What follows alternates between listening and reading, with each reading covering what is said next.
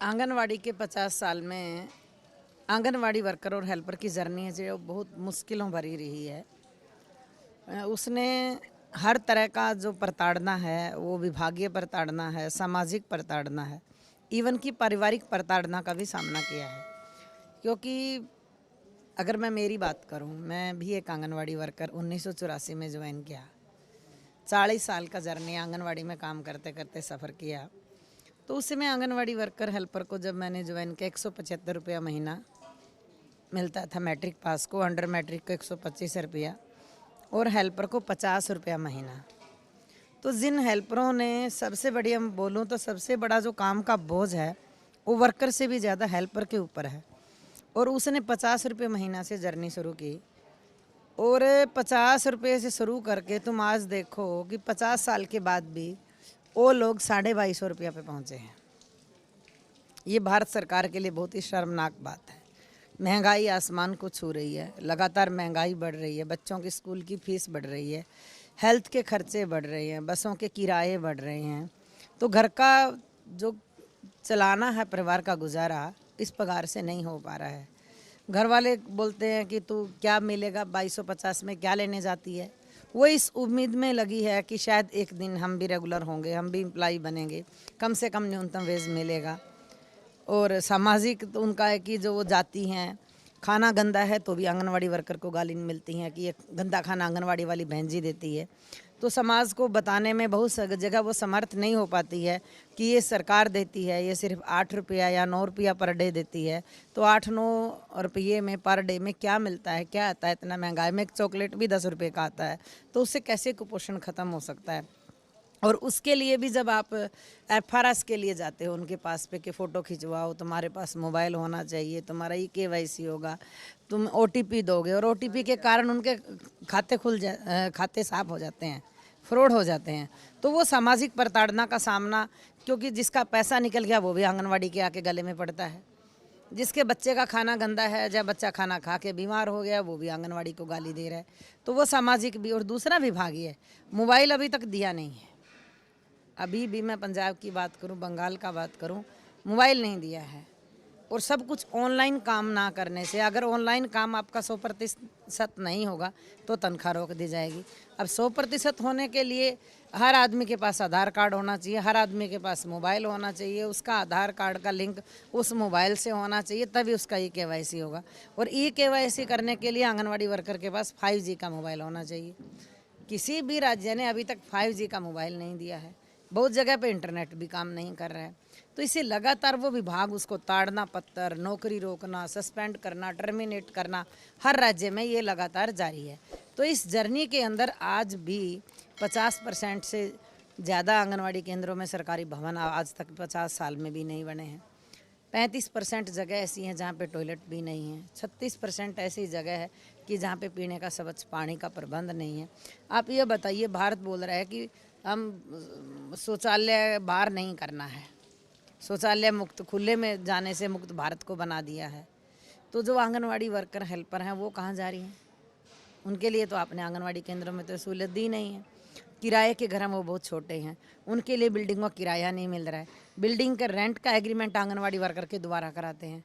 तो आंगनवाड़ी वर्कर को तनख्वाह 6 महीने नहीं मिलती, बिल्डिंग का किराया 1 साल नहीं मिलता, और मकान मालिक किराया हर महीने लेता है, वो भी एडवांस में लेता है महीना शुरू होने से। तो वो ना डिपार्टमेंट का कोई सुपरवाइज़र किराया देता है, ना सीडीपीओ देता है, ना डायरेक्टर। वो भी आंगनवाड़ी वर्कर कहीं से भी अरेंज करे। अगर उधार लेती है तो गाड़ी भी मकान मालिक उसी को देता है। अगर वो नहीं प्रोवाइड कर पाती, सामान फेंकता है तो उसको उसी का सामान फेंकता है।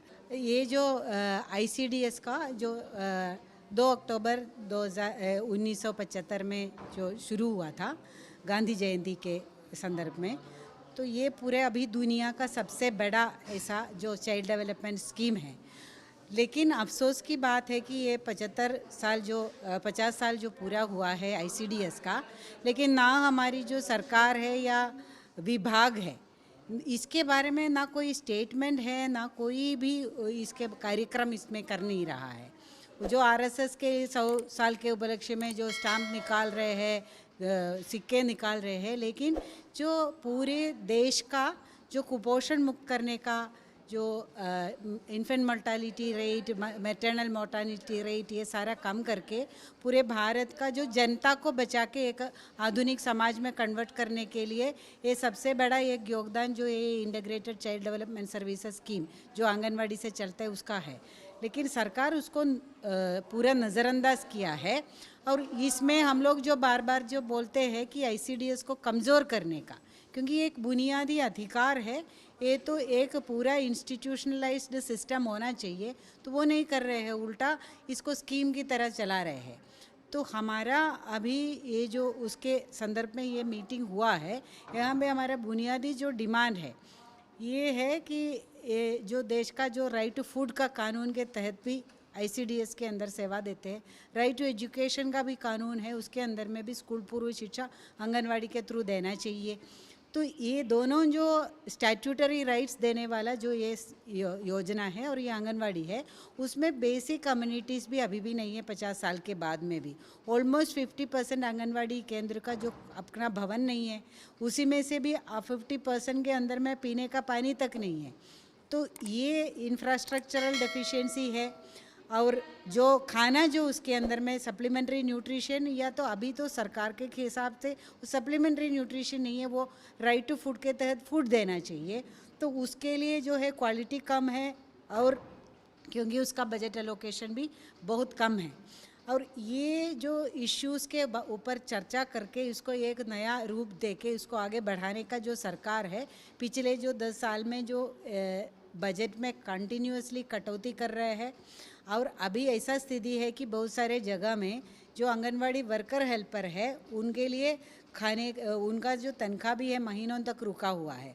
और वो भी उसमें बताना है कि जो इसका बुनियादी सेवा जो नीचे दे रहे हैं, और उसमें सर्विस भी आया है कि ऑलमोस्ट 6 से 9 आवर्स तक तो काम है आंगनवाड़ी वर्कर और हेल्पर का, और वो काम करने वाले इनका जो है 4,500 रुपये सरकार दे रहे हैं, केंद्र सरकार वर्कर को, और उसका आधा हेल्पर को दे रहे हैं, और वो भी 2018 के बाद में एक पैसा नहीं बढ़ाया। तो उसका सुप्रीम कोर्ट ने ऑर्डर दिया है कि इसको ग्रेच्युइटी दिया जाए 2022 में, उसके लिए कोई कदम नहीं उठाया। अभी गुजरात हाई कोर्ट ने ऑर्डर दिया है कि इनको न्यूनतम वेतन मिलना चाहिए, उसके बारे में भी सरकार कोई कदम नहीं उठा रहे और 1 रुपया भी बढ़ा नहीं रहा है। तो ये जो एक पूरा नेग्लेक्ट है, ये सिर्फ वर्कर का या आंगनवाड़ी सिस्टम का नहीं है, पूरे देश की जो आम जनता है, गरीब जनता है, वो कुपोषित है, उसके प्रति नेग्लेक्ट है। हमारी तो समस्या जी घनी है। 50 साल हो लिए हमने नौकरी करने, आई बार बजट आओ ना, जब हम नहीं देखते हैं आँख पढ़ पढ़ के, अगर हमारा भी कुछ होगा, एक महिला को भी कुछ होगा जो 50% दे रही है सरकार हमको, वो कुछ भी नहीं है हमारे लिए। हमारे तो 3-3, 4-4 महीने हो लिए ना, तो हमारे को तनख्वाह मिलती है, जो हमारा दिहाड़ी मिलती है वो दिहाड़ी नहीं मिलती। और काम हमारे पे इतना लिया जा है कि फेस कैप्चर करो और भाई OPT लो, और भाई गांव जाकर ना वो बच्चा के फेस कैप्चर करके ले आओ, राशन बांटो, खाना बनाओ। हेल्पर भी नहीं है मेरे पास तक, साची पूछ ज़्यादा 10 साल हो गए। रजिस्टर भी घर से लगाओ, हम के भरेंगे, किराया भी हम घर तक भरें। बताओ, इतनी महंगाई होगी तो थोड़ी बहुत सरकार ने सोचनी चाहिए, कितनी महंगाई होगी।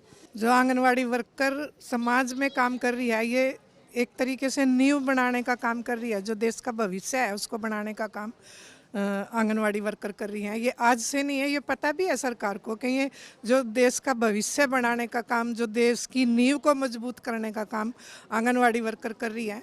आपने पहले देखा भी होगा शिशु मृत्यु दर कितनी थी देश के अंदर, मातृ मृत्यु दर कितनी थी देश के अंदर, वो आज 0 के बराबर है।